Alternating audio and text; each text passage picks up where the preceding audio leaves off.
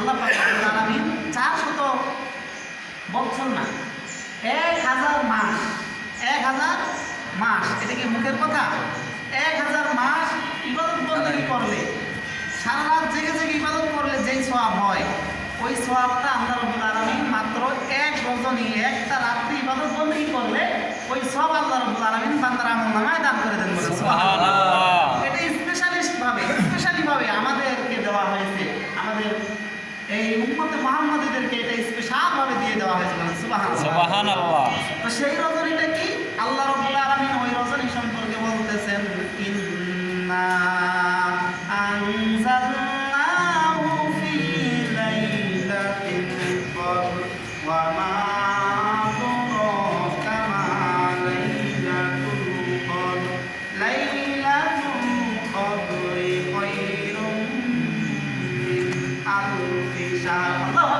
আল্লাহু আকবার। এই লাইলাতুল কদর কি? লাইলাতুল কদর হচ্ছে 1000 মাসের চেয়ে উত্তম।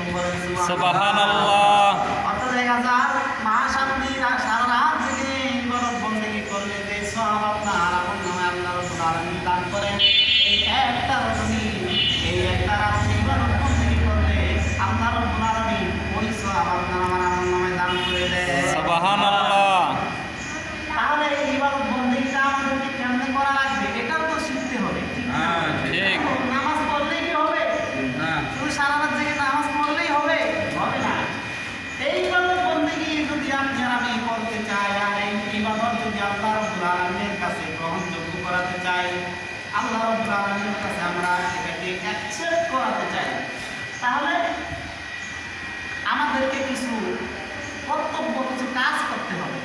যে আমরা যে 1000 মাস সারা রাত জেগে জেগে ইবাদত করলে যে সওয়াব আমরা পাই, এটা কি আমাদেরকে ওই শুধু 2 রাকাত করে নামাজ পড়লেই আল্লাহ পাক দিবে নাকি বলে?